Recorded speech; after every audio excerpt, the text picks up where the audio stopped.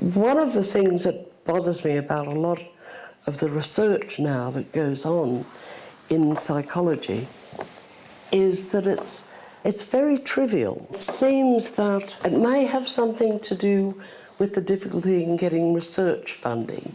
So you need to research things that the managers will understand. But a lot of the things that are researched, some of the things you think, well, that's obvious, why waste time doing that? A lot of it is, that really is simplistic thinking. If you're a Guardian reader, last Thursday you might have read an article in the Guardian by the writer Tim Lott.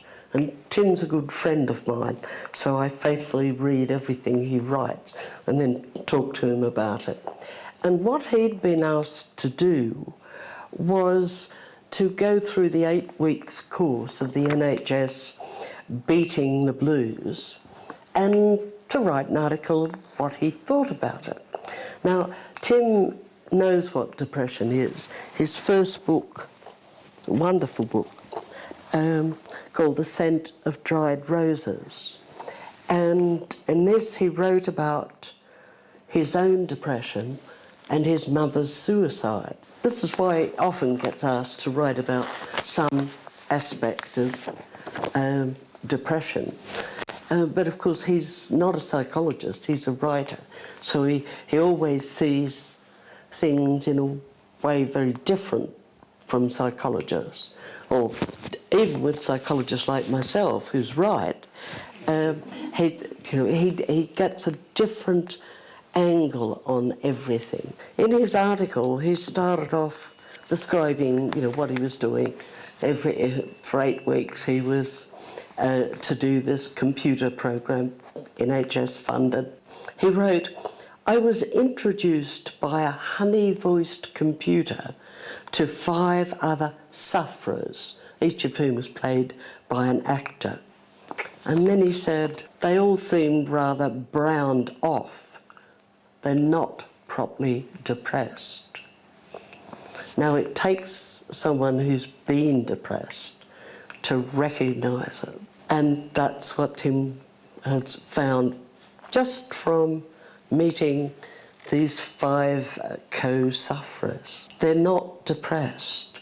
And I was very interested in him saying that, because that's what I've been thinking, that there's an awful lot that of the teaching that goes on in CBT is with people who are unhappy, but they're not depressed. And this isn't a trivial matter. Being unhappy can be utterly terrible.